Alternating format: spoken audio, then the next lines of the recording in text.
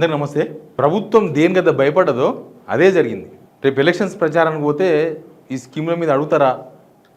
Only ప్రతిపక్షాలు అడుగుతున్నాయి, లేకపోతే ఎవరో కొంతమంది జర్నలిస్టులు అడుగుతున్నారు.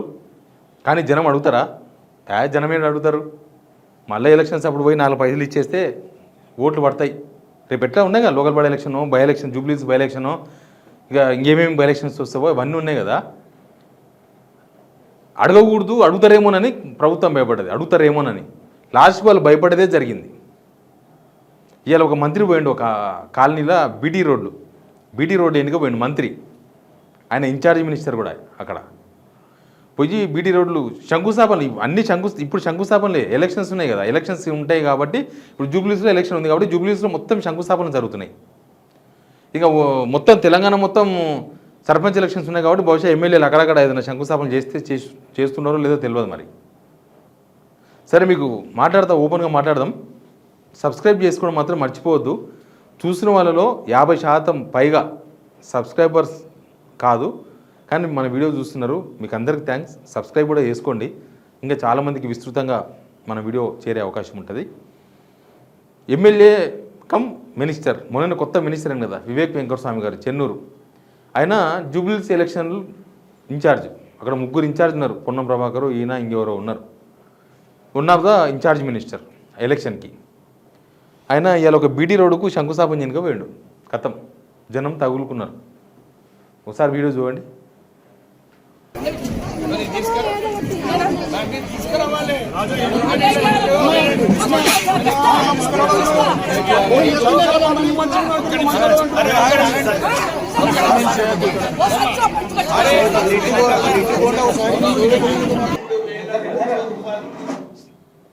సరే, ఈ వీడియోలో గడిబిడి ఉంది కదా, కానీ ఆడ మినిస్టర్ ఉన్నాడు, పక్కన హజారుద్దీన్ కనిపిస్తున్నాడు. హజారుద్దీన్ చాలా రోజుల తర్వాత పోయినట్టున్నాడు, జూబ్లీ హిల్స్కి బై ఎలక్షన్ వచ్చిందని. జనమంతా ఉన్నారు.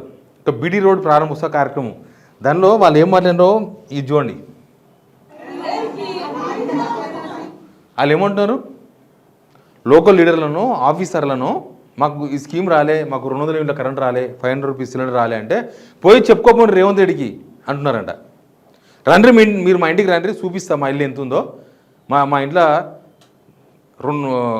కరెంటు చూపిస్తా, తర్వాత నాతో గ్యాస్ సిలిండరే లేదు, మీరు రండి చూపిస్తా, నేను ఎందుకు ఇయ్యారు మీరు నాకు గ్యాసు, ఎందుకు ఇయ్యారు మీరు నాకు 200 యూనిట్ల కరెంట్ అనే అడుగుతుండ్రు వాళ్ళు లేడీస్ అంతా. ఇదే పరిస్థితి రాష్ట్రం అంతా ఉంది. వీళ్ళు చెప్పే లెక్కకు చేస్తున్న వ్యవహారానికి ఎక్క పొందన లేదు. ఇప్పుడు 200 యూనిట్లు కరెంటు ఫ్రీకి 1 కోటి మంది ఎలిజిబుల్, 1,08,00,000 మంది ఎలిజిబుల్. వీళ్ళు ఇచ్చేది 40 లక్షలు. సిలిండర్లు కూడా మన దగ్గర సిలిండర్లు 17 లక్షల 18 లక్షల కనెక్షన్స్తో ఉంటాయి. అవి తిరుగుతూ ఉంటాయి ఎప్పుడు, ఎవ్రీ మంత్ 17-18 లక్షల కనెక్షన్స్ తిరుగుతూ ఉంటాయి. వీళ్ళు ఇచ్చేది ఎంతమందికి? 6 లక్షల మందికో 7 లక్షల మందికో. అవి 1 నెల పడినట్టు 1 నెల పడనట్టు. ప్రధానమంత్రి ఇచ్చే 40 రూపాయలు పడతాయి, కానీ వీళ్ళు ఇచ్చే 500 రూపాయలు పడవు.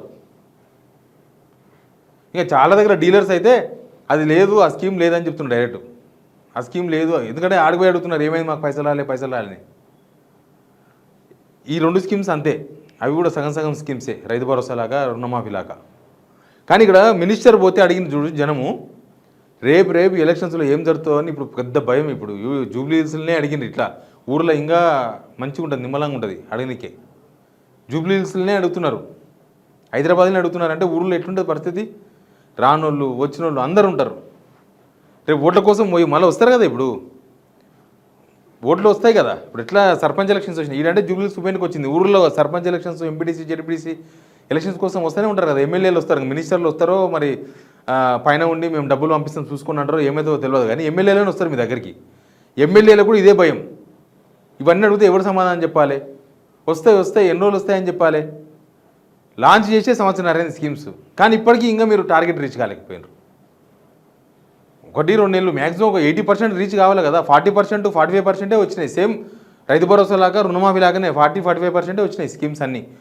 ఒక ఫ్రీ బస్ ఒక్కటే తిరుగుతూ ఉంది. ఆ ఫ్రీ బస్సులో కూడా చాలా వ్యవహారాలు ఉన్నాయి. లేడీస్కి ఫ్రీ బస్ ఇచ్చేసి మొగోళ్ళతో డబ్బులు వసూలు చేస్తున్నారు. హైదరాబాద్లో 1 డే పాస్ 80 రూపీస్ ఉండే, ఈ గవర్నమెంట్ వచ్చిన కొత్తలా ఇప్పుడు 150 రూపాయలు అయింది. మొత్తం 100 చేసారు, 150 చేసినారు. 1 డే పాస్ హైదరాబాద్లో సిటీ బస్ 150 రూపాయలు. ఇంకా ఊర్లోకి వెళ్ళి వచ్చే బస్సులు మొగోళ్ళు నిలబడే ఉండాలి, మొగోళ్ళు వాళ్ళకు డబల్ ఛార్జ్ చేసిండ్రు. ఆ ఛార్జ్ ఈ ఛార్జ్ అని చెప్పేసి ఎక్కువ చేసిండ్రు కాస్ట్. లేడీస్కి ఫ్రీ అని చెప్పి లేడీస్ డబ్బులు మొగోళ్ళతో ఉంచుతుండ్రు. మన జేబుకు చిల్లు, పేరుకు ఆమెకు ఫ్రీ, కానీ మనం కడతాం టికెట్. ఎనీవే వీళ్ళు ఏమైతే వద్దు అనుకున్నారో గదే జరిగింది. ఇప్పుడు అదే పరిశాన్. ఇప్పటికిప్పుడు అందరికీ స్కీమ్స్ ఇచ్చే పరిస్థితులు లేవు, కొత్త స్కీమ్స్ లాంచ్ చేసే పరిస్థితి లేదు. తీరా ప్రచారానికి పోతే ఇట్లాంటి సిచ్యువేషన్ వస్తే ఎట్లా ఎలక్షన్స్లో ఏంది ఇది, ఒక మినిస్టర్ పోతే ఇట్లా ఉంటే మా పరిస్థితి ఏంటనేది ఎమ్మెల్యేల పరిశాన్. ఏమవుతుందో కానీ వాస్తవ పరిస్థితి ఏందో ఒక వీడియో చూస్తే మనకు అర్థమైంది. Please subscribe signal TV.